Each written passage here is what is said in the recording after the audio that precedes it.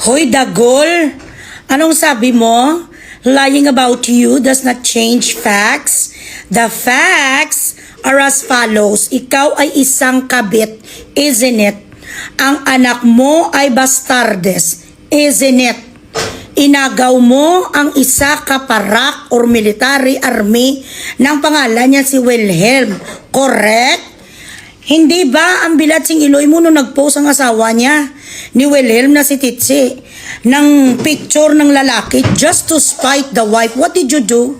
Pinost mo rin ang kirido mo na nakasandal ang kanyang ulo sa paa mo. Ganun ka kagarapal, ganun ka kabutakal nga gabunan.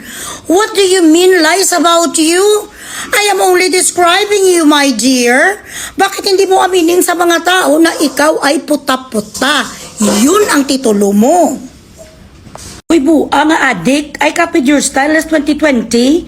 I wasn't even on social media sa 2020. Alpot! Ikaw lang ba marunong mag-iskandalo? Ikaw lang marunong magbugres ang bilat sing Iloy? Ikaw walang kakapi-kapi sa'yo.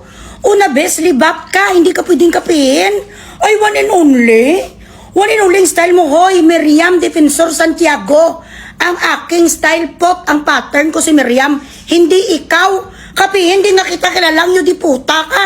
Nakilala lang kita dahil binugres mo sa Rabia Alpot. Ambisyosa, libat, kabet, tsumupa ka sang tarugo na hindi mo asawa.